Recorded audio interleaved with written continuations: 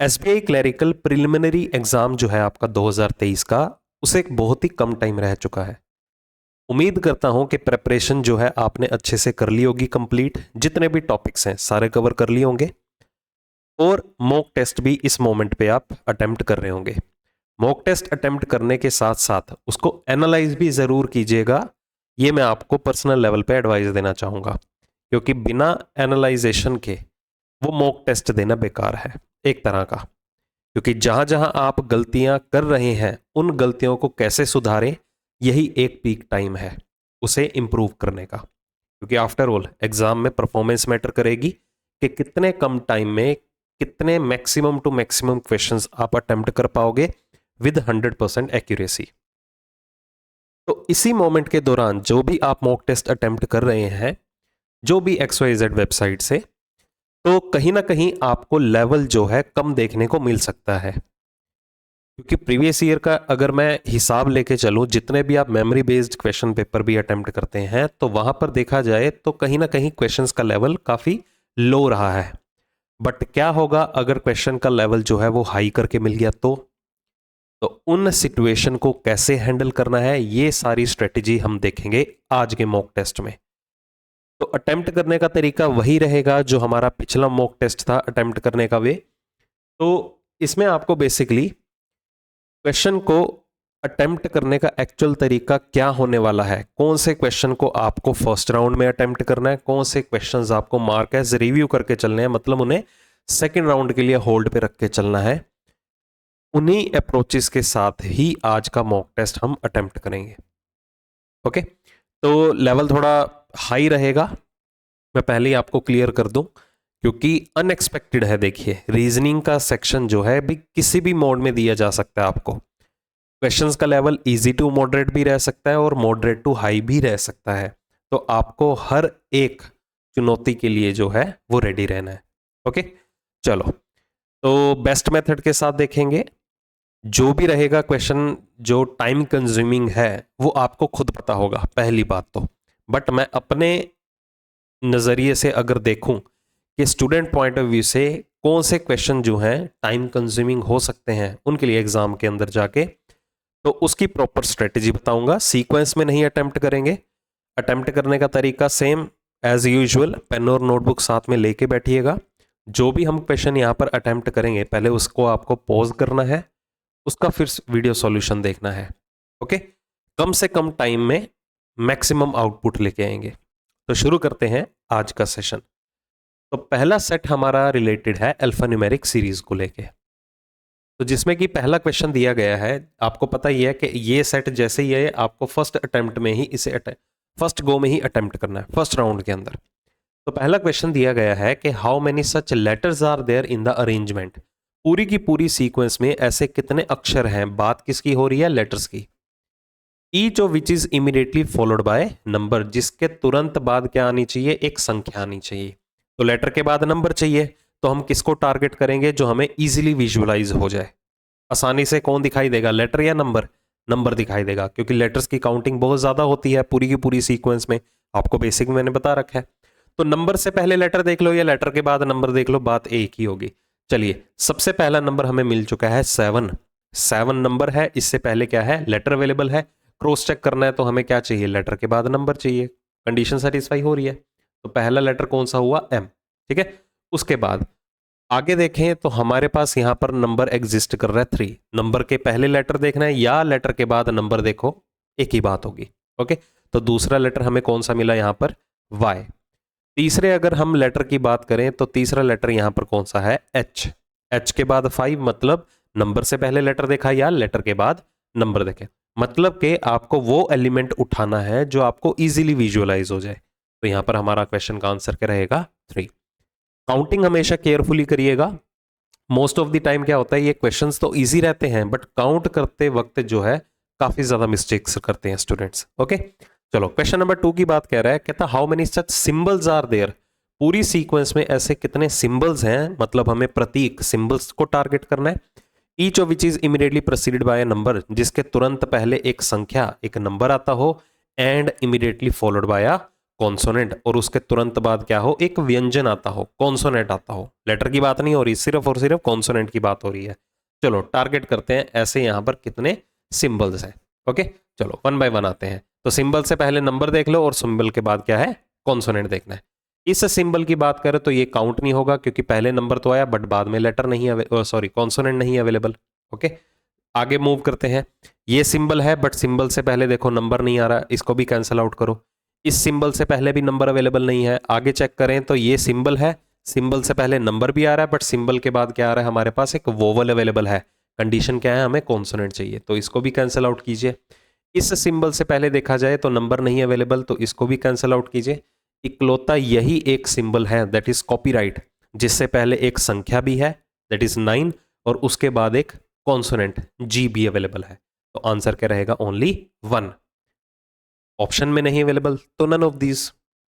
Next कहता है if all the symbols are deleted from the arrangement, अगर सारे के सारे प्रतीक पूरी सीक्वेंस में हटा दिए जाएं, then which of the following will be fourth to the left of 17th from the left hand. ऐसा कौन सा एलिमेंट होगा जो बाईं और चौथे स्थान पे बैठा होगा, किसके, जो बाएं छोर से 17वें प्लेस पे है। तो बाएं छोर से 17वें प्लेस पे जो भी होगा उसका बाएं और चौथा निकालना है। ओके, डायरेक्शन देखो दोनों की क्या है, लेफ्ट। डायरेक्शन सेम है तो आप क्या करते हैं, सब्ट्रैक्ट, मतलब आपको 13th लेफ्ट निकालना है। ओके, लेफ्ट कैसे पता चला, क्योंकि फ्रॉम के साथ लेफ्ट दिया हुआ है। हाँ जी, 13th from the left count करना है, बट ध्यान रखेंगे सिंबल्स कंसीडर नहीं करने हैं। चलिए 2 3 4 5, 5 और ये कितने हो गए देखो, 5 और 5 10 11 12 और 13। तो 13वें प्लेस पे बाएं छोर से कौन अवेलेबल होगा, ई अवेलेबल होगा। कब, अगर हम पूरे के पूरे प्रतीक पूरी सीक्वेंस में हटा दें। तो इसको नोट डाउन नहीं करने बैठना, तो जो जो मैं ब्रीफिंग दूंगा ना क्वेश्चन को सॉल्व करते वक्त, उन्हें भी ध्यान से समझ लेना कि कहां कहां अपनी मिस्टेक्स को ओवरकम कर सकते हो, जो आपका काफी ज्यादा टाइम सेव करेंगी। क्योंकि टारगेट क्या है, 20 मिनट के अंदर अंदर 35 के 35 लेना। ओके, चलो एनोलॉजी से रिलेटेड है, कहता अगर 78 पी क्वेश्चन मार्क 6 से रिलेटेड है। अब देखो ये बैठा हुआ है 7 और 8, किससे रिलेटेड है, पी क्वेश्चन मार्क 6, मतलब 78 का जो पेयर है उसके बाद एक एलिमेंट छोड़ के फिर पी, फिर एक एलिमेंट छोड़ के 2 एलिमेंट अन्य लिए गए। बस आपको पैटर्न को फिगर आउट करना है। सिमिलरली क्वेश्चन मार्क एन की बात की जा रही है, हाँ जी क्वेश्चन मार्क और एन की बात की जा रही है, मतलब ये वाला पेयर उठाया जा रहा है। इसको कैसे कनेक्ट किया गया, T32 से, मतलब क्वेश्चन मार्क एन के बाद ये एलिमेंट ड्रॉप किया गया, फिर T32 सेम सीक्वेंस में आपको जो है एलिमेंट पिक करना है। तो हमें 2 और ई का कनेक्शन बताना है क्या रहेगा। ओके, चलो तो 2 और ई के बारे में, 2 और ई का पेयर किससे कनेक्टेड रहेगा, इसके बाद एक एलिमेंट स्किप कर दीजिए, फिर उसके बाद कौन रहेगा, 4 कॉपीराइट जी। आंसर आ जाएगा सी ऑप्शन। तो एनोलॉजी से रिलेटेड है, सिमिलैरिटीज आपको ध्यान से पकड़नी पड़ेंगी। सिमिलैरिटी एनोलॉजी को ही बोला जाता है। Next, uncertain number of person, जहां पर नंबर ऑफ पर्संस की काउंटिंग जो है फिक्स ना हो, इस क्वेश्चन को सबसे लास्ट में करना है। वैसे एंड में जाके सेकंड राउंड में आपको सिटिंग और पजल ही अटेम्प्ट करने हैं, और उसका भी अगर मैं कंपेयर करूं तो जब भी अनिश्चित संख्या में पर्सन अवेलेबल हो, चाहे वो सर्कुलर हो चाहे वो लीनियर अरेंजमेंट का पार्ट हो, इसे कभी भी पहले अटेम्प्ट मत करना, सबसे आखिरी क्वेश्चन इसे प्रायोरिटी में लेना। ओके, चलो इसे हम मार्क ऐसे रिव्यू करके चलेंगे। उसके बाद देखिए ब्लड रिलेशन पहले राउंड में ही अटेम्प्ट करना है। कहता there are 8 members in the family of 3 generations. अब देखो क्या क्या क्लू अवेलेबल है, एक तो 8 सदस्य हैं और 3 जनरेशंस की बात की जा रही है। 3 जनरेशंस का मतलब कितना, क्या हो गया, आप, आपके पेरेंट्स और आपके ग्रैंड पेरेंट्स, ये 3 जनरेशन काउंट होंगी। ओके, चलो की जिसमें कि क्या गिवन है, कहता S is the son in law of P. S जो है वो पी का क्या है, दामाद है। तो पी के दामाद के बारे में बात की जा रही है, तो पी के डॉटर का हस्बैंड, तभी एस पी का दामाद बनेगा, मतलब वो पी की बेटी का पति हुआ। अब पी के साथ क्या मेंशन है, हु आया तो पी की बात हो रही है। कहता P is the mother of G. अब पी जो है मदर है किसकी, जी की। अगर पी जी की मदर है तो किसने कहा कि जी पी की डॉटर हुई, ठीक है, वो एस की वाइफ भी हो सकती है। ओके, जी के बारे में बात कर रहे हैं, या वो एस के वाइफ की सिस्टर या ब्रदर, दोनों में से कोई भी हो सकता है। तो इस पॉइंट को हम होल्ड पे रखेंगे कि पी जो है वो किसकी मदर है, जी की मदर है। अगला देखिए, T is the brother in law of D. अब टी जो है वो डी का क्या है, ब्रदर इन लॉ है। ब्रदर इन लॉ बनाने के क्या होंगे, 2 तरीके होंगे। ब्रदर इन लॉ बनाने के हमेशा 2 तरीके होते हैं, या 3 भी हो सकते हैं, बट हम प्रायोरिटी 2 को ही लेके चलेंगे। कैसे? कि डी का कोई स्पाउस है, क्योंकि टी का कोई स्पाउस है, मतलब टी का हस्बैंड या वाइफ के बारे में बात करेंगे। अल्टीमेटली अभी हमें टी का जेंडर नहीं पता, तो टी डी का brother in law, sorry, D का कोई स्पाउस है, उसके आगे ब्रदर की बात करेंगे तो टी जो है वो डी का ब्रदर इन लॉ हुआ, मतलब इसे हम देवर या साला कोई भी बोल सकते हैं। दूसरी कंडीशन क्या हो सकती है कि टी की कोई सिस्टर है, आगे उसका हस्बैंड है टी, तभी तो टी डी का ब्रदर इन लॉ बन सकता है, जीजा और साला, इन दोनों में से कोई भी रिलेशन हो सकता है। तो इस पॉइंट को अभी हम होल्ड पे रख के चलेंगे कि टी जो है वो डी का क्या बनने जा रहा है, ब्रदर इन लॉ। आगे देखिए, M is the maternal grandmother of Y, sorry maternal grandfather of Y, कि एम जो है वो वाई का नाना है। नाना मतलब वाई की मदर का फादर। किसके बारे में इंफॉर्मेशन है ये? एम के बारे में। अब वाई के बारे में इंफॉर्मेशन है कि who is the nephew of D. Y जो है वो कौन है? डी का नेफ्यू है। डी का अगर नेफ्यू है मतलब वाई एक मेल पर्सन है, तो मतलब जो डी है वो वाई की मदर का क्या हो सकता है? सिबलिंग हो सकता है, या वाई के फादर का सिबलिंग हो सकता है। तो हम एज अ क्लू इसे मेंशन कर रहे हैं, ठीक है। चाहे तो इसे अभी आप अवॉइड भी करके चल सकते हैं, ये होल्ड पे रखेंगे कि वाई जो है वो किसका नेफ्यू है? डी का। भतीजा भी हो सकता है और भांजा भी हो सकता है। आगे देखिए, कहता है G is the mother of Y. G जो है वो किसकी मदर है? वाई की मदर है, ठीक है। अब वाई से रिलेटेड एक और इंफॉर्मेशन गिवन थी, ये देखो कि एम जो है वो वाई का नाना है, मतलब वाई की मदर का फादर। अब वाई की मदर कौन है? पी। वाई की मदर का फादर कौन है? एम। तो पी और एम कौन हो गए? वाइफ और हस्बैंड आपस में। क्लियर? तो इस पॉइंट को मैं स्किप करता हूं। तो यहां पर पी का हस्बैंड यहां पर कौन हो गया? एम हो गया। एड ऑन कर सकते हैं, मतलब अल्टीमेटली हमें मर्ज ही तो करना है लास्ट में जाके। नेक्स्ट क्या कहता है? कहता है Z is the sister of Y. Z जो है वो वाई की सिस्टर है, जेड यहां पर ड्रॉ कर दिया। S is not the father of Y. अब कहता है एस जो है वो वाई का फादर नहीं है। अगर एस वाई का फादर नहीं है तो यहां से वाई का जेंडर वैसे पता चल चुका था, नेफ्यू था। अगर एस वाई का फादर नहीं है मतलब जी जो है वो एस की वाइफ नहीं होगी, तो अल्टीमेटली जी कौन हुआ? इस तरह से, ठीक है। क्योंकि हमें क्या था कि पी जो है वो जी की मदर भी तो बनानी थी। ये देखो मेंशन था ना कि पी जी की मदर है तो जी पी की डॉटर हुई। तो पी जी पी की अगर डॉटर है तो जी जो है वो एस की वाइफ नहीं हो सकती। रीजन बीइंग, अगर जी एस की वाइफ हुई तो एस वाई का फादर बन जाएगा, जो कि यहां पर मेंशन है। सबसे आखिरी इंफॉर्मेशन, बस इस कंडीशन को, सारी की सारी कंडीशन जो भी अवेलेबल है उन्हें मर्ज कर दीजिए। जी के 2 चिल्ड्रन हैं, कौन कौन से? Y and Z. अब वाई के बारे में इंफॉर्मेशन हमें क्या गिवन थी? ये होल्ड पे रखा था ना कि वाई जो है वो डी का नेफ्यू है, तो मतलब डी जो है वो एस की क्या होगी? वाइफ होगी। तभी तो उसका नेफ्यू कौन बनेगा? वाई ही तो बनेगा। चलिए, उसके बाद एक और इंफॉर्मेशन हमें क्या गिवन थी कि टी जो है वो डी का ब्रदर इन लॉ है। डी का ब्रदर इन लॉ मतलब डी की सिस्टर का हस्बैंड। अब कंडीशन देखो सेटिस्फाई हो रही है सारी की सारी, 3 जनरेशंस भी बन गई, ओके, और 8 मेंबर्स भी फुल्ली सेटिस्फाई हो गए। अब करते हैं क्वेश्चंस। कहता who among the following is the niece of D. D की हमें नीस बतानी है, कौन है? हाँ जी, डी की नीस कौन है? जेड। ठीक है, आंसर आ गया सी ऑप्शन। चलो, हिंदी में थोड़ा एरर है, भतीजी या भांजी, इस तरह से, ओके, क्योंकि हम भतीजी को भी और भांजी को भी, दोनों को ही नीस से रिप्रेजेंट करते हैं इंग्लिश लैंग्वेज में। S related to G, S का जी से क्या संबंध है? हाँ जी, एस जो है वो जी का क्या है? उसकी सिस्टर का हस्बैंड। सिस्टर का हस्बैंड मतलब ब्रदर इन लॉ। टी का एम से रिलेशन बताना है, how is T related to M. हाँ जी, देखिए टी जो है वो एम का क्या हुआ? एम की डॉटर का हस्बैंड, डॉटर का हस्बैंड मतलब son in law. Okay, D option answer आ गया। नेक्स्ट, हाँ जी, ये क्वेश्चन भी आपको फर्स्ट अटेम्प्ट में, फर्स्ट राउंड में ही अटेम्प्ट करना है, और ध्यान से करना। फ्री के नंबर होते हैं, without pen and paper question solve होते हैं इस तरह के।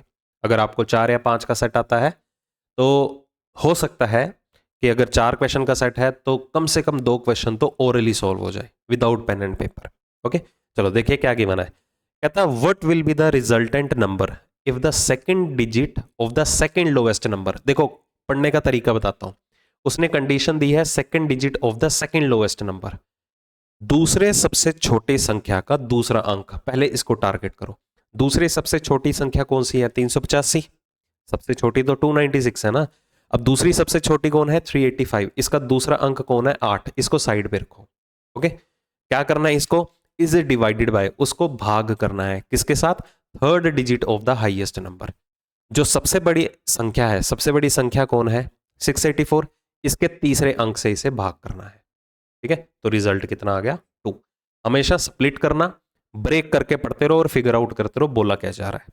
समझ आ गया। तो स्पेसिफिकली इस टाइप के क्वेश्चन में बात कर रहा हूं मैं, हमेशा हर क्वेश्चन हर लेवल के क्वेश्चन में बात नहीं कर रहा हूं। ठीक है, चलो आगे क्या गिवन है, कहता if 1 is added to the first digit and 2 is added to the last digit of the numbers. कहता अगर हर एक संख्या के पहले अंक में 1 जोड़ दिया जाए और आखिरी अंक में 2 कम कर दिया जाए, then which of the following numbers will be the second highest number. दूसरी सबसे बड़ी संख्या हमें बतानी होगी, कौन सी बनेगी। अब सुनो ध्यान से, अब आप कैसे इस क्वेश्चन को अटेम्प्ट करेंगे उस चीज का आइडिया लो। ओके, फिर मैं आपको अपना तरीका बताऊंगा। आप करेंगे, ये बन जाएगा 782, फिर ये बन जाएगा 610, ऐसे ही करोगे ना, पहले अंक में 1 जोड़ दिया, तीसरे अंक में 2 कम कर दिया, ये बन जाएगा 535, ये बन जाएगा 283 और ये बन जाएगा 394। फिर आप देखेंगे सबसे बड़ी संख्या यहां पर कौन बन रही है 782, आंसर आ जाएगा 684, क्योंकि चेंजेस किस में आई हैं वो नंबर बताना होता है, चेंजेस आई हैं 684 में। ऐसे ही करोगे ना। अब इसको 2 तरीकों से टाइम सेविंग में ला सकते हो। पहला तरीका, अब उससे ज्यादा भी बढ़िया तरीका बताऊंगा, दूसरा मेथड। पहला तरीका क्या है, सिर्फ आप पहले डिजिट में ही 1 बढ़ा दो, क्योंकि इन्होंने क्या बोला है, सेकंड हाईएस्ट नंबर की बात की है ना। अच्छा, मैं हाईएस्ट पढ़ गया था, चलो फिर भी देख लेते हैं। सेकंड हाईएस्ट नंबर की बात की है ना, तो आप सिर्फ पहले अंक में ही 1 बढ़ा दो। 6 का कब बन गया 7, 5 का 6 बन गया, 4 का 5 बन गया, 3 का 4 और 2 का क्या बना 3 बन गया। और दूसरी सबसे बड़ी संख्या कौन सी होगी, जो 600 कुछ होगी समथिंग, सिर्फ पहले अंक से ही आप कंपेयर कर सकते हो ना। तो 512 हमारा आंसर आ गया। सबसे बड़ी संख्या कौन सी होगी, 684 बन जाएगी। ठीक है, अब इसके अलावा और इजी तरीके से हम इसे कैसे सॉल्व कर सकते हैं, ध्यान से समझना। हर एक नंबर का पहला अंक डिफरेंट है ना, हर एक नंबर का देखो पहला अंक डिफरेंट है। ठीक है, 600 कुछ है, 500 कुछ है, 400 कुछ है, 300 और 200 कुछ है, यही अवेलेबल है। अब सिर्फ पहला अंक से ही हम आइडिया ले सकते हैं, क्योंकि हर एक नंबर के पहले अंक में 1 जोड़ दोगे तो भी सबसे बड़ी संख्या 684 ही रहने वाली है। तो हम ऐसे आइडिया क्यों लेके चलें, और दूसरी सबसे बड़ी संख्या कौन सी रहने वाली है, 512 ही रहेगी। तो यही संख्या होगी जो आप गिवन चेंजेस को अप्लाई कर देंगे ना, मतलब पहले अंक में 1 जोड़ देंगे और तीसरे अंक में 2 कम कर देंगे, तो भी सबसे बड़ी दूसरी संख्या जो है यही बनने वाली है।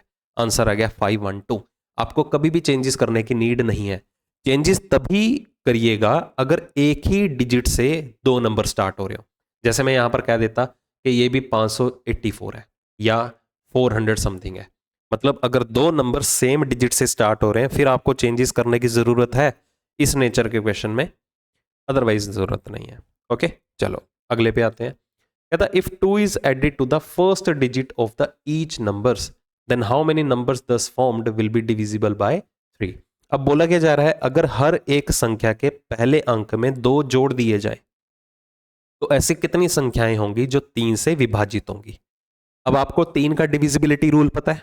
अगर कोई भी संख्या, ठीक है, सपोज ये है 3 अंकों की संख्या, कोई भी संख्या अगर वो 3 से डिवाइड होगी तो मतलब उनके डिजिट्स का सम जो भी आएगा वो भी 3 से डिवाइड होना चाहिए। 3 का डिविजिबिलिटी रूल तो यही कहता है ना। तो आपको क्या है, पहले कंडीशन दी गई है कि अगर फर्स्ट डिजिट में 2 जोड़ दिया जाए। ठीक है, अब आपको यहां पर 2 जोड़ने की नीड नहीं है। कैसे, अब पहली संख्या में इसकी बात करते हैं। ओके, अगर मैं इसके पहले अंक में 2 जोड़ देता, 6 में 2 जोड़ दो कितना आ गया 884। डिजिट्स का सम करके देखो, 8 8 16 और 4 कितना हो गया 20। क्या 20 3 से डिवाइड होता है, नहीं होता ना। ठीक है, अगर मैं इसे नॉर्मली 2 ना जोड़ता पहले अंक में तो क्या होता, 8 6 14 और 4 कितना आ गया 18 हो गया। अब 18 तो 3 से डिवाइड होता है, 18 क्या होगा 3 से डिवाइड होगा ना, बट हमें क्या करना है, 2 जोड़ना भी तो था इसमें। ओके, तो बस इस चीज का ध्यान रखना है कि जो पहला अंक होगा आपको उसमें इनिशियली नहीं ऐड करना, पहले तो उनके अंकों का योग ले लो। ओके, अंकों का जोड़ कितना आ गया यहां पर 18 आ गया। ओके, 18 तो 3 से डिवाइड होगा बट अभी 2 कहां जोड़ा हुआ है, मतलब 684 3 का मल्टीपल नहीं है। समझ में आ रही है बात, मतलब कि जो भी 3 अंकों का योग रहेगा वो 3 के मल्टीपल से 2 कम होना चाहिए। इस चीज़ का आइडिया ले लो, ठीक है। अब जैसे कि यहाँ पर बात करते हैं, 5 और 6, 6 और 2 कितना हो गया 8, क्या 10, सोच के क्या चलना है, 10 आया कितना है 8, क्या 10 3 से डिवाइड होगा, बिल्कुल भी नहीं होगा, ठीक है, क्योंकि 3 के मल्टीपल से 2 कम होना चाहिए, 3 का मल्टीपल यहाँ पर 9 होता, 8 नहीं होता, ओके। उसके बाद देखो ये कितना आया 7 3 10 और 4 कितना हो गया 14, क्या 14 16 से 2 कम है, क्या 16 डिवाइड होगा 3 से, वो भी नहीं होगा, ओके। इसको भी नहीं काउंट करेंगे, ये भी नहीं काउंट हुआ और ये भी नहीं काउंट हुआ। उसके बाद देखिए क्या गिवन है, 8 5 13 और 3 कितना हो गया 16, 16 का क्या बनेगा 18 बनेगा, 18 3 से डिवाइड होता है, मतलब एक संख्या मिल गई है मुझे। 9 और 6 15 और 2 कितना हो गया 17, 17 का मतलब 19/3, क्या ये 3 से डिवाइड होगा, बिल्कुल भी नहीं। तो मतलब सिर्फ एक ही संख्या ऐसी है जिसमें अगर आप गिवन कंडीशन को अप्लाई करेंगे तो वो 3 से डिवाइड होगी, ठीक है। मतलब हर एक पहले अंक में आपको ऐसे करने की जरूरत नहीं है, 884, मतलब जितना पेन पेपर का यूज कम से कम करेंगे उतना आपका टाइम सेव होगा, ठीक है। तो ये छोटी मोटी बातें हैं, सिर्फ उनको पल्ले बांध लेना, वो आपकी बहुत हेल्प करेंगे। और जो भी आप प्रैक्टिस कर रहे हो ना मॉक टेस्ट की, इन चीज़ों को इंप्लीमेंट करो। ये नहीं है कि यहाँ पर सुन लिया वहाँ पर जाके अप्लाई कर देंगे, स्टंट नहीं मारने वहाँ पर, क्योंकि जब तक आप चीज़ें खुद से अप्लाई नहीं करके देखेंगे तो वहाँ पर एक्सपेरिमेंट करने की आपको नीड नहीं है। फिर तो वैसे ही क्वेश्चन सॉल्व करो जैसे नॉर्मली करते आ रहे हो, ठीक है, एक्सपेरिमेंट नहीं करने वहाँ पर। अगला देखिए, कहता है if all the digits in each of the numbers are arranged in the descending order within the number, then which of the following will be the highest number in the new arrangement of the numbers. कहता अगर हर एक संख्या में दिए गए अंक को with in the number, संख्या के भीतर ही डिसेंडिंग ऑर्डर में अरेंज कर दिया जाए सभी के सभी अंकों को, तो हमें हाईएस्ट नंबर बताना है कौन सा होगा। मतलब आप क्या करोगे, इसको 864 बना दोगे, with in the number digits को डिसेंडिंग ऑर्डर में लाना है, फिर इसको बनाओगे 521, इसको बनाओगे 743, करते रहोगे ना, ऐसा नहीं करना। देखो आपको कंपेयर क्या करना है, हर नंबर का सबसे बड़ा अंक सबसे पहले आएगा, डिसेंडिंग ऑर्डर में अरेंज करना है ना, तो कंपेयर करो, नंबर्स को आपस में कंपेयर करो। सबसे बड़ा अंक देखो किस में दिखाई दे रहा है, 296 में। कौन सा अंक दिखाई दे रहा है, 9, तो 962 बनेगा, मतलब यही जो है सबसे बड़ी संख्या बनेगी, 900 एंड समथिंग। बाकी में 800 कुछ बनेगा, ये देखो इसमें 800 कुछ बन जाएगी वैल्यू, इसमें 700 कुछ बनेगी, इसमें 500 कुछ बनेगी, तो सबसे बड़ी संख्या क्या बनेगी 900 कुछ, ठीक है। तो विद इन द नंबर आपको सबसे बड़ा डिजिट आपको टारगेट करना है, क्योंकि वही सबसे पहले आके बैठेगा। क्यों, क्योंकि विद इन द नंबर हमें सभी अंकों को डिसेंडिंग ऑर्डर में लगाना था। ये बनेगी सबसे बड़ी संख्या, दैट इज 296। ओके, चलो अगले पे आते हैं। अगेन पजल से रिलेटेड है, सेकंड राउंड में इसे अटेम्प्ट करेंगे, तो मार्क एज रिव्यू करके चलिएगा। हाँ जी, कितना आ गया, पेयर फॉर्मेशन का केस आ गया, ब्रैकेट में मेंशन है इन फॉरवर्ड डायरेक्शन।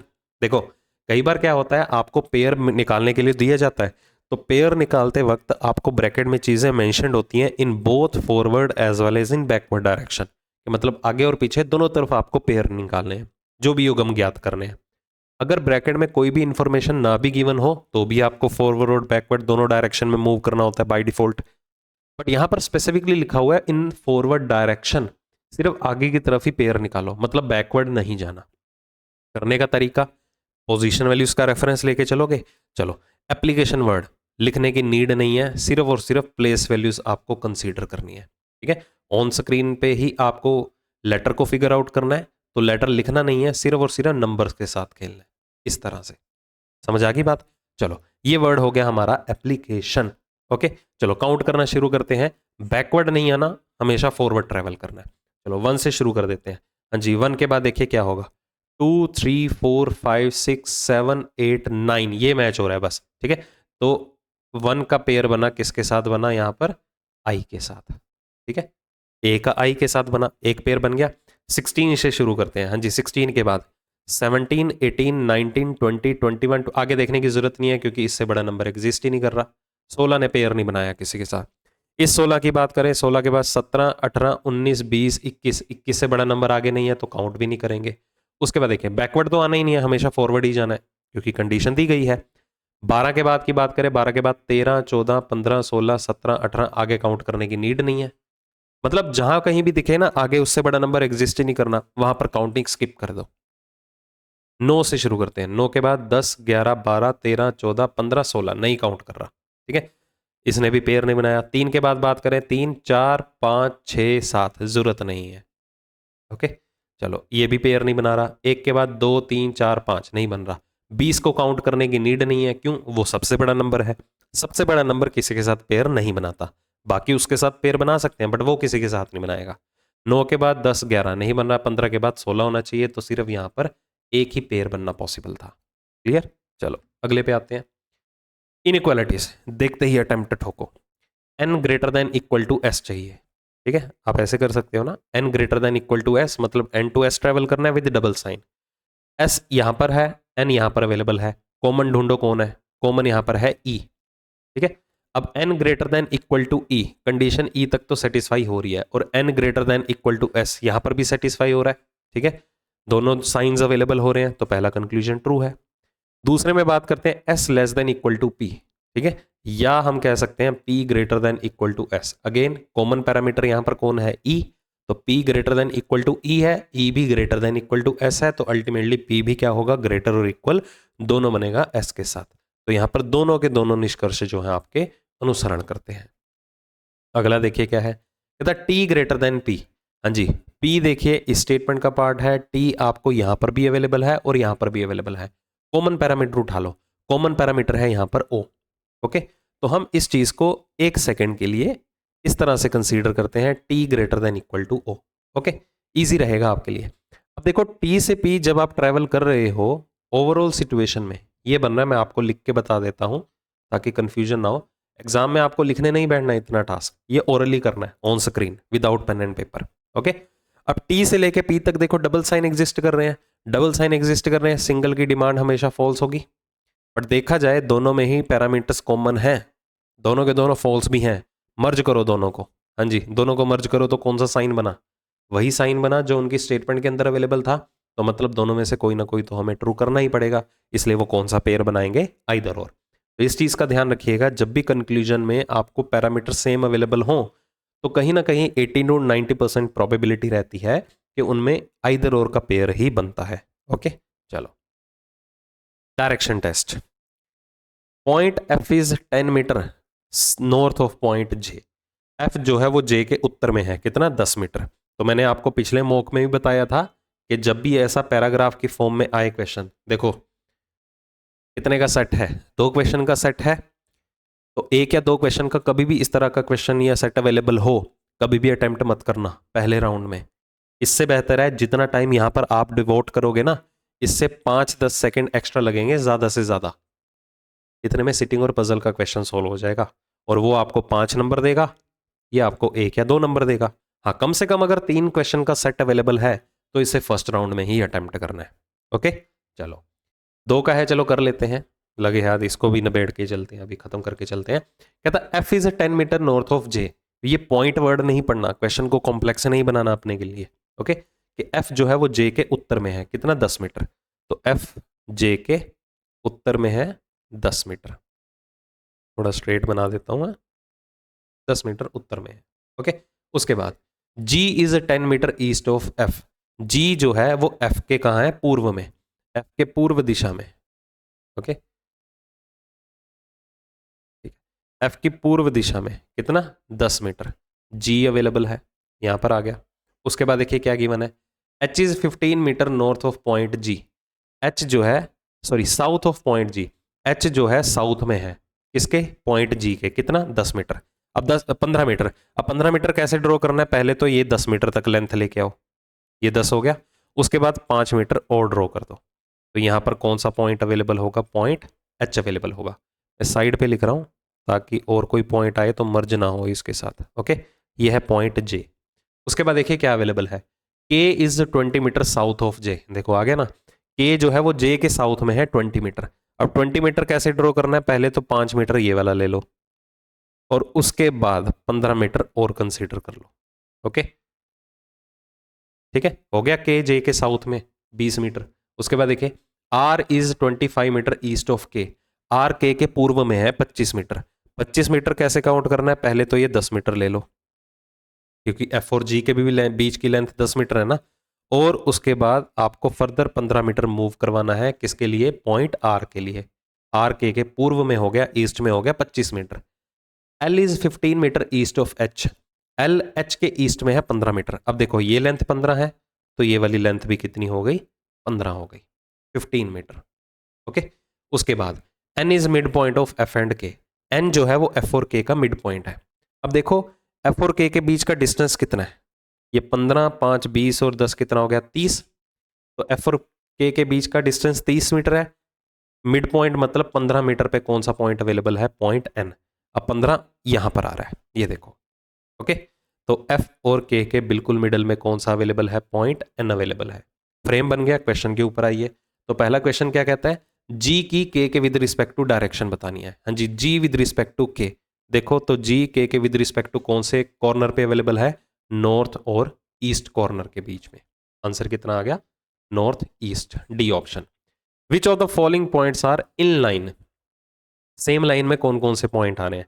अब देखो कोई भी 3 पॉइंट उठा लो जो सीक्वेंस में अवेलेबल हो, 3 पॉइंट का कॉम्बिनेशन अवेलेबल है ना, या तो चलो ऑप्शन ही उठा लो, के आर एच। हाँ जी, देखो के आर एच एक लाइन में आ रहे हैं, के यहाँ पर है, आर यहाँ पर है, एच देखो ऊपर की तरफ बैठा है, तो पहला ऑप्शन तो आंसर नहीं होगा। जे एन एल, हाँ जी जे एन एल की बात करते हैं, जे और एन तो आ रहे हैं लाइन में, एल जो है वो एन के ईस्ट में आ रहा है, तो ये भी सेम लाइन में नहीं है। तीसरा ऑप्शन है एफ एच जी या एफ जी एच, एफ यहाँ पर है, जी यहाँ पर है, एच जी के साउथ में है, तो इसको भी कैंसिल आउट करो। एन एच एल, हाँ जी एन एच एल, ये देखो ये एक लाइन में आ रहे हैं, एन एच एल, ये देखो एक लाइन में आ रहे हैं ना, तो ये मेरा आंसर है, डी ऑप्शन। नेक्स्ट, फिर से सिटिंग अरेंजमेंट का केस है, सेकेंड राउंड में इसे अटेम्प्ट करेंगे, फर्स्ट राउंड के लिए स्किप करके चलो। ओके, पहले राउंड में ही अटेम्प्ट करना है। अटेम्प्ट करने की स्ट्रेटेजी, 4 क्वेश्चन का सेट अवेलेबल है, 32 से 35, चलो वहां पर तो नंबर नहीं अवेलेबल होंगे, बट आपको क्वेश्चन को देखते ही आइडिया लग जाएगा कि कितने मार्क्स का ये सेट हो सकता है। ओके, चलो सबसे पहला टास्क, हर वर्ड का कोड डिटरमिन कर लो। ऐसे नहीं करना पहला क्वेश्चन पढ़ा और कोड निकाला, ऐसे बिल्कुल भी नहीं करना, हर सिंगल वर्ड का कोड निकाल के रख लो। जैसे कि पहले रियलाइज कीजिए कहीं कोई ऐसा वर्ड तो नहीं है जो मोर देन 2 स्टेटमेंट्स कॉमन हो। जैसे वर्ड गुड की बात करते हैं, वो 2 से ज़्यादा स्टेटमेंट्स में कॉमन है, मतलब पहले दूसरे और तीसरी में, तो पहले दूसरे और तीसरे में जेड आई कॉमन है, तो गुड का कोड क्या हो गया, जेड आई। ओके, तो एग्जाम में आपको इस तरह से नोट डाउन करना है, ऑन स्क्रीन नहीं करना, गलती कर बैठोगे। ठीक है, तो ये मैंने क्या लिख दिया, और क्लोथ्स आर कॉस्टली, पूरा वर्ड लिखने की जरूरत नहीं है। फिर न्यू क्लोथ्स आर गुड, इस तरह से। उसके बाद लिखने की स्पीड ज़्यादा रखनी है। ओके, अगर आपको लगे कि आपके लिए टाइम कंज्यूमिंग होता है तो इसे आप सेकेंड राउंड में अटेम्प्ट कर सकते हो, तो बेहतर होगा। अगर आपको लगता है कि नहीं ये आपके लिए थोड़ा टाइम कंज्यूमिंग रह जाता है, तो इससे बेहतर है इससे पहले आप कोई भी सिटिंग और पजल उठा सकते हो। ठीक है, चलो उसके बाद देखिए वर्ड, अगर और बात करें तो यहाँ पर आर वर्ड भी देखो कॉमन है, more than 2 statements. R word पहली दूसरी और तीसरी में आ रहा है, तो पहली दूसरी तीसरी में कौन आ रहा है, पी ए। ओके, तो गुड का कोड क्या हो गया, जेड आई। ठीक है, और उसके बाद आर का कोड क्या हो गया, पी ए। वैसे लिखने की जरूरत नहीं है, मैंने क्रॉसिंग उसी हिसाब से की हुई है, अगर आर को डबल क्रॉस किया है तो उसके कोड को भी मैंने डबल क्रॉस किया है। क्लोथ वर्ड की बात करते हैं। हाँ जी, क्लोथ वर्ड देखिए फर्स्ट और सेकंड में कॉमन है। हाँ जी, फर्स्ट और सेकंड में देखो कौन सा कॉमन आ रहा है, फर्स्ट और सेकंड में एल ए कॉमन आ रहा है। ओके, क्लोथ का कोड क्या हो गया यहाँ पर, एल ए।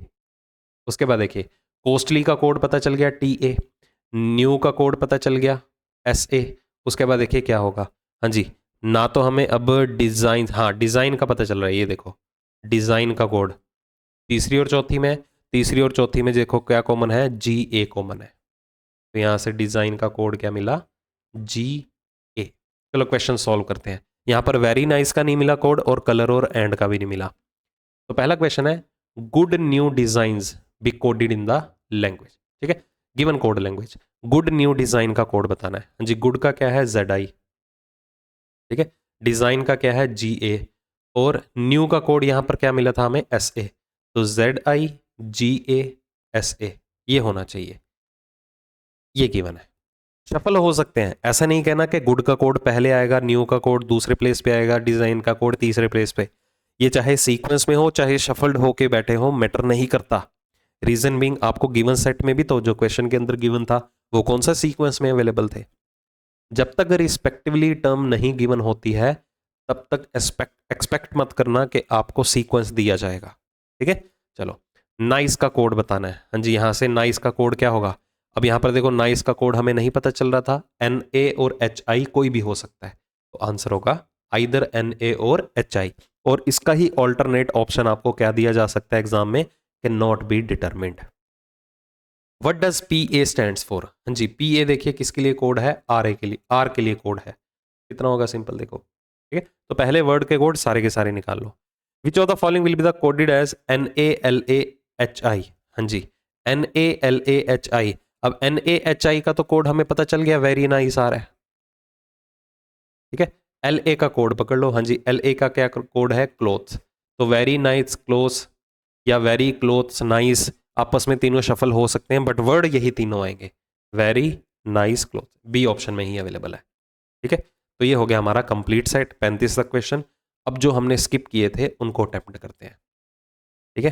पैरेलल रो, अगर आपको लगता है कि पैरेलल रो वाला क्वेश्चन जो है आपके लिए कॉम्प्लेक्स हो सकता है, तो इसे अभी के लिए छोड़ के और जो सेट है उन्हें उठा सकते हो, ओके। चलो तो कर लेते हैं इसे सॉल्व।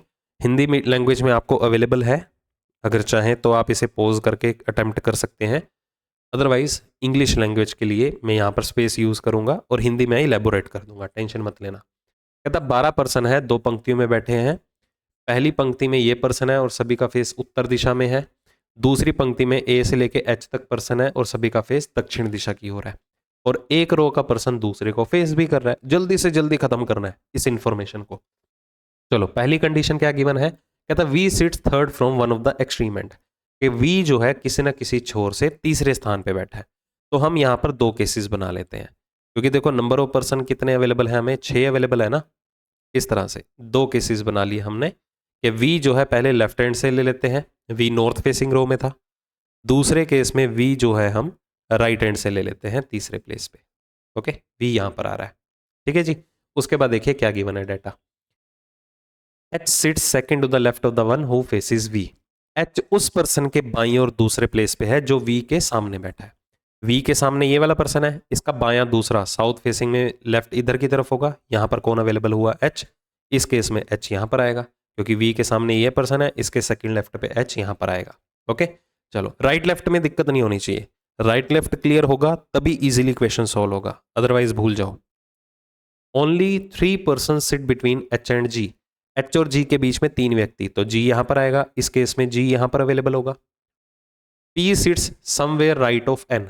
P जो है वो N के दाईं ओर बैठा है कहीं ना कहीं, more than 3 person sit between C and G। C और G के बीच में 3 से ज्यादा पर्सन बैठे हैं, तो 1 2 3, 3 से भी ज्यादा पर्सन बैठे हैं, तो मतलब C को यहां कंसीडर करना पड़ेगा हमें।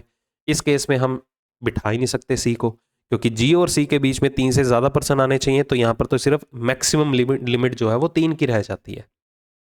यहीं से ही आपके क्वेश्चन का आंसर निकलने वाला है अब, ओके। चलो आगे बढ़ते हैं, क्या गिवन है, U faces one of the immediate neighbour of G। U जो है वो G के पड़ोसियों में से किसी ना किसी एक को फेस कर रहा है, तो G का पड़ोसी तो सिर्फ एक ही है, इसके सामने कौन अवेलेबल है, U बैठा होगा। आगे A sits second to the right of the one who faces, sorry, A sits second to the right of, एक सेकंड कैमरा आ रहा है सामने, A sits second to the right of B। A B के दाईं और दूसरे place पे है, तो हमें B यहां पर लेना होगा साउथ फेसिंग में, तभी उसके दाईं और दूसरे प्लेस पे कौन आएगा, A अवेलेबल होगा। और जो पर्सन रह गया हम यहां पर बिठा देंगे, हाँ जी। तो कौन सा पर्सन रह गया यहाँ पर, F अवेलेबल हो गया, ओके। नहीं भी लिखेंगे तो कोई इशू नहीं है, उससे रिलेटेड आपको क्वेश्चन पुट कर लिया जाएगा। आगे देखिए क्या गिवन है, the one who faces O sits third to the left of F। कहता है जो O के सामने बैठा हुआ है वो F के थर्ड लेफ्ट पे है। अब F के थर्ड लेफ्ट पे देखो कौन आ रहा है, C अवेलेबल होगा, इसके सामने कौन अवेलेबल होगा, O, क्योंकि O के जो सामने है वो F का थर्ड लेफ्ट है। W फेसिस H, H के सामने कौन बैठा है, W, और N के दाईं ओर कहीं ना कहीं कौन अवेलेबल है, P अवेलेबल है। ये हमारी फाइनल अरेंजमेंट। आते हैं क्वेश्चन के ऊपर, कहता हूं among the following faces P। P के सामने देखो कौन बैठा है, हाँ जी, P के सामने ये बैठा हुआ है बेचारा B। आंसर आ गया D option. Who among the following faces the one who sits to the immediate left of B। कहते हैं जो B के तत्काल बाईं ओर है, B का तत्काल बायां कौन है, H साउथ फेसिंग में, उसके सामने कौन बैठा हुआ है, W अवेलेबल है। आंसर आ गया B option. Who among the following faces the immediate neighbor of N। हाँ जी, Who among the following faces the immediate neighbor of N। N के तत्काल पड़ोसी के सामने कौन उन्मुख है? एन का पड़ोसी कौन है? यू। इसके सामने कौन बैठा हुआ है? ए अवेलेबल है। आंसर आ गया A option. Four of the following मतलब क्लासिफिकेशन है, क्वेश्चन को रीड आउट करने की नीड नहीं है। पहला ऑप्शन उठाते हैं, जी और वी और एफ और डब्ल्यू। दो ऑप्शन उठा लो क्योंकि कम से कम दो ऑप्शन तो आपको देखने ही पड़ेंगे। हाँ जी, जी और वी, एफ और डब्ल्यू। अब देखो क्वेश्चन को कॉम्प्लेक्स नहीं बनाना कि जी के सेकंड लेफ्ट पे जो भी बैठा है उसके सामने वी है, नहीं। ऐसे ही आप आइडिया ले लो, जी एक सीट के गैप के बाद वी अवेलेबल है दूसरी रो में, ठीक है। एफ और डब्ल्यू, एफ एक सीट के गैप के बाद डब्ल्यू अवेलेबल है दूसरी रो में, मतलब पांच में से चार ऑप्शन का पैटर्न हमें पता चल गया कि जो यहां पर पर्सन होगा एक सीट के गैप में जो भी दूसरा पर्सन होगा उसके सामने अगला पर्सन आ जाएगा, ठीक है, जैसे जी और वी अवेलेबल था। ओके, चलो पैटर्न को कैच करना है, आप खुद से ही सॉल्व कर लोगे, इसमें ज्यादा इलेबोरेशन की नीड ही नहीं पड़ती। अगला देखिए क्या गिवन है, बी ओ ए वी। हाँ जी, बी और ओ का पैटर्न देखो, बी दूसरी रो में, ओ बैठा हुआ है एक सीट के गैप में, ठीक है, तो ये भी नहीं होगा। ए और वी आंसर हो गया, ये देखो ये बिल्कुल अगली सीट पर बैठा हुआ है अगली रो के अंदर, ठीक है, आंसर आ गया डी ऑप्शन। एन और डब्ल्यू के बीच में व्यक्तियों की संख्या बतानी है कितनी है? हाँ जी, एन और डब्ल्यू के बीच में ये 3% बैठे हैं। आंसर क्या आ गया आपका यहाँ पर? C option. क्लियर है? चलो अगले पे आइए। और कौन सा सेट हमने स्किप किया था? पजल स्किप किया था और एक अनसर्टेन पर्सन वाला, दो सेट्स पेंडिंग है, चलो इन्हें भी खत्म कर लेते हैं जल्दी से। तो डाटा देखिए क्या गिवन है, कहता है 9 पर्सन है, 9 फ्लोर बिल्डिंग पे रहते हैं, इस तरह से बैठे हैं कि लोअर मोस्ट फ्लोर को नंबर 1 का नाम दिया गया है और टॉप फ्लोर को केस का नाम दिया गया है नंबर 9 का। तो सबसे पहले आपको टेबल ड्रॉ करना है। तो टेबल ड्रॉ करते वक्त आपको क्या है, पॉसिबिलिटीज क्रिएट करके चलनी है, ठीक है, ज्यादा से ज्यादा 3 पॉसिबिलिटीज बना के चलना एग्जाम के अंदर। और पॉसिबिलिटीज बनाना, फिर से मैं कहता हूं, हर बार सेशन में बोलता हूं, बुरी बात नहीं है। अगर आपको कोई भी कन्वे करता है कि बिना पॉसिबिलिटीज के क्वेश्चन बनाना सीखो, तो वो टीचर है भाई। आपको टीचर का जो है उसके लेवल तक नहीं पहुंचना, आप अपना माइंडसेट बना के चलो ना। ओके, आपको टीचर के साथ थोड़ा compete करना है एग्जामिनेशन हॉल में, बाकी स्टूडेंट्स के साथ करना है, इस चीज का ध्यान रखना। और पॉसिबिलिटीज बनानी चाहिए, क्योंकि आप अकेला पजल नहीं सॉल्व करने जा रहे हो एग्जाम के अंदर। समझ में आई बातें कि आप सारे का सारा उसी पे ही फोकस बना के चल रहे हो, ठीक है। तो ऐसा कंजूसी करोगे ना, पॉसिबिलिटी नहीं बना के चलोगे, फिर आपके लिए रिस्क फैक्टर होगा, वो क्वेश्चन ही नहीं सॉल्व होगा आपसे। ओके, तो मैक्सिमम टू मैक्सिमम 2 या 3 पॉसिबिलिटीज बनाओ, इससे ज्यादा बनाने की नीड नहीं होती है। देखिए क्या गिवन है, कहता है Z lives on an odd numbered floor but above the 4th floor. Z विषम संख्या वाले फ्लोर पे रहता है, ओके, बट वो 4th फ्लोर के ऊपर रहता है कहीं ना कहीं। अब जहां कहीं भी लगे, अब देखो जेड कहां कहां आ सकता है, जेड 5वीं पे आ सकता है, जेड 7वीं पे आ सकता है, जेड 9वीं मंजिल पे भी आ सकता है। जहां कहीं भी लगे कि नंबर ऑफ पॉसिबिलिटीज बहुत ज्यादा बढ़ रही हैं, अगली स्टेटमेंट को गो थ्रू कर लेना। Only 3% live between Z and V. अब देखो अगली इंफॉर्मेशन ही जेड से रिलेटेड है कि जेड और वी के बीच में कितने परसेंट बैठे हैं, 3% बैठे हैं। तो पहले केस में हम जेड को 5th पे मान लेते हैं, दूसरा केस ले लेते हैं 7वें पे आएगा, तीसरे केस में 9वें पे आ जाएगा। ओके, तो जेड और वी के बीच में देखो 3 व्यक्ति कैसे बिठाने हैं। पहले केस की अगर मैं बात करूं, अगर जेड 5th फ्लोर पे रहता है, क्योंकि जेड ऑड नंबर फ्लोर पे है और वो 4th फ्लोर के ऊपर रहेगा, तो 3 के गैप में वी 9th फ्लोर पे भी आ सकता है, 3 के गैप में वी 1st फ्लोर पे भी आ सकता है। तो इस चीज को हम होल्ड पे रखेंगे, कम से कम पॉसिबिलिटीज ड्रॉ करनी है। इस केस की बात करें तो वी जो है वो जेड के बिलो में ही रहेगा 3 के गैप में। इस केस की बात करें तो वी यहां पर आ जाएगा। ओके, चलो, अरे ये रब कर दिया मैंने। पहले वाले कंडीशन के लिए ये अभी एप्लीकेबल है, इसके अंदर 2 केसेस बन रहे थे, हम अभी नहीं ड्रॉ करेंगे, बाद में नीड पड़ी तो ड्रॉ करके देख लेंगे। आगे देखिए, X lives 3 floors above the one who lives immediately below R। कहता X जो है R के जो तत्काल नीचे रहता है ना, उसके 3 फ्लोर ऊपर है।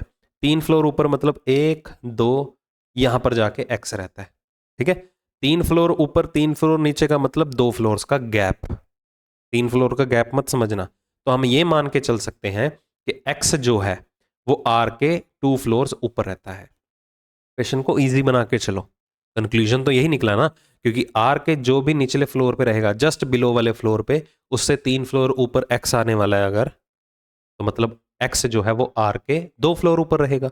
ओके, ना तो अभी एक्स का पता है ना ही आर का पता है। आगे देखिए क्या कहना है, R lives just adjacent floor of V और वी के बारे में इंफॉर्मेशन है who doesn't live on the adjacent floor of X. कहता आर और वी सेम एडजेसेंट फ्लोर पे रहते हैं, साथ लगते फ्लोर पे, बट वी जो है वो एक्स के साथ एडजेसेंट नहीं है।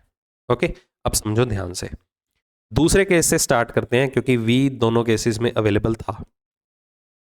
वी और आर एक साथ हैं, ठीक है, तो हम जो है आर को वी के बिलो वाले फ्लोर पे नहीं ले सकते। रीजन बीइंग, आर अगर हम वी के बिलो वाले फ्लोर पे बिठाते हैं तो ये कंडीशन क्या गिवन थी, एक्स आर के 2 फ्लोर ऊपर की तरफ बैठा है और एक्स तो वी का एडजेसेंट फ्लोर पे आएगा ही नहीं। तो यहां से हमें क्लियर हो गया कि वी और आर एडजेसेंट फ्लोर पे तो हैं, बट आर जो है वो वी के ऊपर वाले फ्लोर पे आके बैठेगा।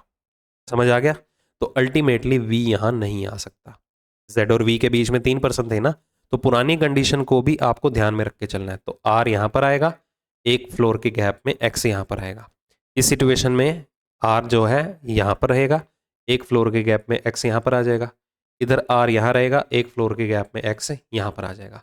अब जो डाटा हमने यूज कर लिया है उसको वेनिश आउट कर दो ताकि वो रीयूज ना हो और हम उसमें कंफ्यूज ना हो भाई क्या क्या इंफॉर्मेशन रह गई थी।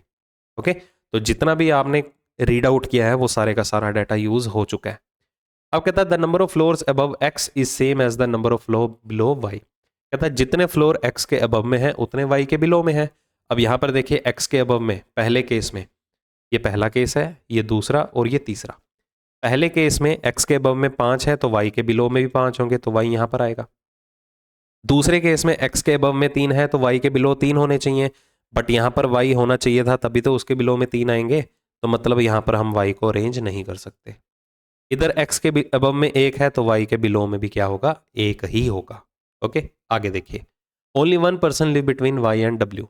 वाई और डब्ल्यू में सिर्फ एक ही पर्सन रहता है, तो वाई अगर यहां पर है तो 1 का गैप डब्ल्यू सिर्फ यहां बिठा सकते हो आप, इस केस में डब्ल्यू यहां पर बिठा सकते हो। S lives 2 floor below the one who lives immediately above W. S जो है, जो डब्ल्यू के तत्काल ऊपर रहता है ना, उसके 2 फ्लोर नीचे रहता है, 1 2 यहां पर ऐसा रहेगा, तो अल्टीमेटली एस डब्ल्यू के तत्काल नीचे रहता है। ये देखो, ठीक है, तो स्टेटमेंट में थोड़ा आपको घुमाया जाएगा बट होता बहुत आसान है। आगे देखिए, U neither live immediately adjacent floor of Y nor R. U ना तो वाई का पड़ोसी है ना तो वो आर का पड़ोसी है। यू वाई और आर का पड़ोसी नहीं है, मतलब यू यहां नहीं आएगा तो ये यहां आएगा। अब ना तो यू यहां पर आ सकता है ना तो यू यहां पर आ सकता है। आपका तीसरा केस कैंसिल, ये आपका फाइनल अरेंजमेंट बना। ठीक है, चलो क्वेश्चन के ऊपर आते हैं। देखो थोड़ा टाइम कंज्यूमिंग था, हैंडल अकॉर्डिंगली करना है। बाद में आपको इसका वो भी दूंगा कि आप बोल रहे हो भाई ये तो टफ लेवल का दे दिया। भाई अनएक्सपेक्टेड है, आप कभी भी ये नहीं सोच के जा सकते कि रीजनिंग हमेशा आसान आएगी, टफ भी हो सकती है। आपको मैथ भी टफ आ सकता है, आपको इंग्लिश का सेक्शन भी टफ आ सकता है, कुड बी एनीथिंग। तो आपको हर सिचुएशन के लिए रेडी रहना है।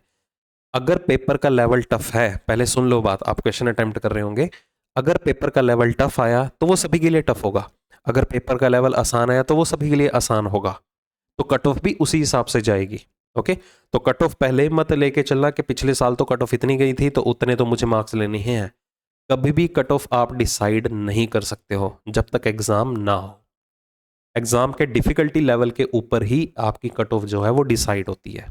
ओके, चलो टी के बारे में पता करना है। टी कौन से फ्लोर पे रहता है? हाँ जी, टी कौन से फ्लोर पे रहता है? पेंडिंग फ्लोर पे टी ही रह रहा है। टी जहां नहीं बैठा मतलब बची हुई फ्लोर पे टी ही रहता होगा।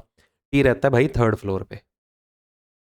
If all the persons are arranged alphabetically from 9th floor then how many persons are unchanged their position. कहता है अगर सारे के सारे पर्सन को अल्फाबेटिकली बिठा दें 9th फ्लोर से शुरू करते हुए, तो कितने पर्सन ऐसे हैं जो अपनी पोजीशन को चेंज ही नहीं करेंगे बेचारे। ठीक है, तो पर्सन कहाँ से शुरू हो रहे हैं? आर से। तो आर के बाद S T U V W X Y Z. तो देखो कितने पर्सन ऐसे हैं जिन्होंने अपनी पोजीशन चेंज नहीं की है। यहां से सारे के सारे पर्सन ही अपनी पोजीशन को चेंज कर चुके हैं, तो यहां पर आंसर क्या रहेगा? None, D option. Which of the following statement is or are true. बताना है कौन सा कथन जो है वो सही है, एक से ज्यादा भी हो सकते हैं। तो पहले में क्या कहता है? कहता है 2 floors are there between S and T. Check करो क्या एस और टी के बीच में 2 फ्लोर है? नहीं, एस और टी के बीच में 3 फ्लोर है। पहले वाला तो गलत है, हमें सही वाला बताना है। One person live above W, W के ऊपर सिर्फ एक ही पर्सन रहता है जी, बिल्कुल ठीक है, देखो एक ही पर्सन रह रहा है, दैट इज यू, ठीक है, तो ये वाला तो सही हुआ। No one lives below V, V के नीचे कोई भी नहीं रहता, हाँ जी बिल्कुल ठीक है ये भी। तो यहाँ पर आपका दूसरी और तीसरी दोनों इन्फॉर्मेशन सही थी, आंसर इसलिए क्या रहेगा, ए ऑप्शन। क्लियर। चलो अगला देखिए क्या गिवन है। How many person live between Y and V, Y और वी के बीच बताना है कितने पर्सन रहते हैं। हाँ जी, वाई और वी के बीच में देखो कितने पर्सन रहते हैं, 1 2 3 4, आंसर आ गया ई ऑप्शन। हमें बताना है 8th फ्लोर पे कौन रह रहा है, हाँ जी 8वें फ्लोर पे रह रहा है डब्ल्यू, बहुत ही सिंपल क्वेश्चन था ये, बी ऑप्शन। क्लियर। चलो उसके बाद देखिए कौन सा सेट अवेलेबल है हमारे पास, ये अनसर्टेन पर्सन वाला, सबसे आखिरी में करना है इसको। ओके चलो आते हैं क्वेश्चन के सॉल्यूशन के ऊपर। कहता uncertain number of person sit in linear row and all of them are facing north direction, पता नहीं है कितने पर्सन है, सभी का फेस उत्तर दिशा की ओर है। 4 person sit between P and H, P और एच के बीच में 4 व्यक्ति बैठे हैं, तो पी 1 2 3 4, एच यहां पर आया। दो केसेस बना लो, पहली 2 या 3 स्टेटमेंट्स ही होंगी जो आपकी नंबर ऑफ पॉसिबिलिटीज डिसाइड करेंगी। ओके तो केस बनता है तो बना डालो। Q sits fourth to the right of H, Q H के दाईं ओर चौथे स्थान पे है, यहां पर भी क्यू एच के दाईं ओर चौथे स्थान पे, तो क्यू यहां पर आ जाएगा। अगला 3 person sit between Q and W, कहता क्यू और डब्ल्यू के बीच में 3 पर्सन है। अब देखो क्यू अगर यहां पर है तो 3 का गैप में तो यहां पर ऑलरेडी एच आ रहा है, तो मतलब डब्ल्यू एच क्यू के लेफ्ट में नहीं होगा, राइट में बैठा होगा। यहां पर भी क्यू के राइट में कौन होगा, डब्ल्यू अवेलेबल होगा, और क्यू और डब्ल्यू में कितने पर्सन आ रहे हैं, 3 पर्सन आ रहे हैं। अगला N sits fifth to the left of W, N W के बाईं और 5वें प्लेस पे है। ओके अगर एन डब्ल्यू के बाईं और 5वें स्थान पे है तो एन यहां पर आएगा इस केस में, इस सिचुएशन में एन यहां पर आएगा। ओके उसके बाद O sits fifth from one of the extreme ends of the row and sits second to the right of W. अब ओ जो है डब्ल्यू के दाईं और दूसरे प्लेस पे है, ये देखो दाईं और दूसरे प्लेस पे है, और एक चरम छोर से वो 5वें प्लेस पे आ रहा है, मतलब ओ के दाईं और 4 पर्सन होंगे तभी तो वो एक्सट्रीम एंड से 5th प्लेस पे आएगा। यहां पर भी कितने पर्सन होंगे, 4 पर्सन होंगे। ठीक है चलो आगे देखिए क्या है। M sits third to the left of O, M जो है ओ के बाईं और तीसरे प्लेस पे है, तो एम यहां पर आएगा, इस सिचुएशन में एम यहां पर आ जाएगा।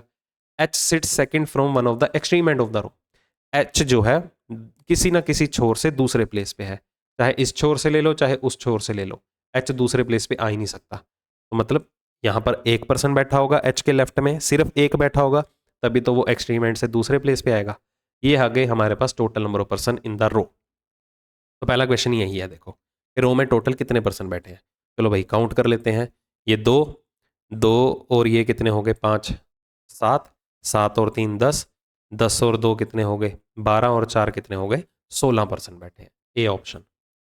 Who among the following person sit immediate right of M, M के तत्काल दाईं ओर बताना है कौन आ रहा है, हाँ जी एम का तत्काल दाईं ओर देखो कौन अवेलेबल है, डब्ल्यू अवेलेबल है, आंसर क्या होगा, E option. Person sit between P and O बताना है, हाँ जी पी और ओ के बीच में कितने व्यक्ति बैठे हैं, काउंट कर लो जी, 1 2 3 4 person, D option. If L sits immediate right of O, अगर एल ओ के तत्काल दाईं ओर है तो एल की पोजीशन क्यू के विद रिस्पेक्ट टू बतानी है। ठीक है अगर कहां पर है, एल ओ के तत्काल दाईं ओर, एल ओ के तत्काल दाईं ओर मतलब यहां पर आ गया, कंडीशन के ऊपर बेस्ड है, तो एल की पोजीशन क्यू के विद रिस्पेक्ट टू, तो वो उसके दाईं ओर है, कितने position 1 2 3 4 5 6 7, 7th to the right, दाईं ओर 7वें प्लेस पे। हमें बताना कौन सा कथन सत्य है regarding the position of N, N के संदर्भ में। N sits second to the right of P, क्या एन पी के दाईं और दूसरे प्लेस पे है, जी बिल्कुल है। ठीक है सॉरी वो तो पी के सेकंड लेफ्ट पे आ रहा है, नहीं कंडीशन में क्या गिवन है कि N is second to the right of P, नहीं सेकंड लेफ्ट पे आ रहा है, तो पहले वाला तो गलत हो गया। 1 person sit between H and N, H और एन में एक पर्सन है, नहीं 2 पर्सन आ रहे हैं, तो ये भी गलत हो गया। N sits immediate left of Q, N जो है वो क्यू के तत्काल बाईं ओर है, हाँ जी ये बिल्कुल ठीक है, एन क्यू के तत्काल बाईं ओर आ रहा है, सी ऑप्शन आंसर। ओके आगे देखने की आपको नीड नहीं है, समझ आ गया। तो ये तो हाँ था हमारा कंप्लीट सेट, उम्मीद करता हूँ एक्सप्लेनेशन आपको समझ में आई होगी। फंसे हुए क्वेश्चन को किस तरह से वहां से निकलना है, अटेम्प्ट करने का तरीका क्या है, उसका भी आइडिया प्रॉपरली लग गया होगा। तो इसी स्ट्रेटेजी को फॉलो करना है एग्जाम के अंदर जाके, टफ लेवल के क्वेश्चन को ऐसे हैंडल करना है। ओके, अगर आपका लेवल यही रहा सपोज, तो अगर आपसे यहां पर इस सेक्शन में 30 क्वेश्चन भी अटेम्प्ट हो गए तो मोर देन इनफ है। ठीक है, वैसे अगर अच्छे लेवल पे प्रैक्टिस करके बैठे हो तो 20 मिनट में आपसे ये 35 के 35 इजीली हो सकते हैं। ठीक है जी, चलो तो इस सेशन में इतना ही। कैसा लगा है सेशन प्लीज़ कमेंट सेक्शन में ज़रूर बताइएगा। पीडीएफ चाहिए तो आप टेलीग्राम जो है वो ज्वाइन कर लीजिए, डिस्क्रिप्शन में टेलीग्राम चैनल का लिंक दिया हुआ है। अदरवाइज आप टेलीग्राम पे जाके डायरेक्टली रीजनिंग बाय कमल छाबड़ा, स्पेलिंग ध्यान से देख लीजिएगा, मैं बार बार बोलता हूँ, ये सर्च कर लीजिए, ज्वाइन कीजिए, इस की पीडीएफ जो है आपको वहीं पर मिल जाएगी। ओके, जल्दी ही मिलता हूँ मैं आपको अगले सेशन के साथ, तब तक के लिए take care and all the very best.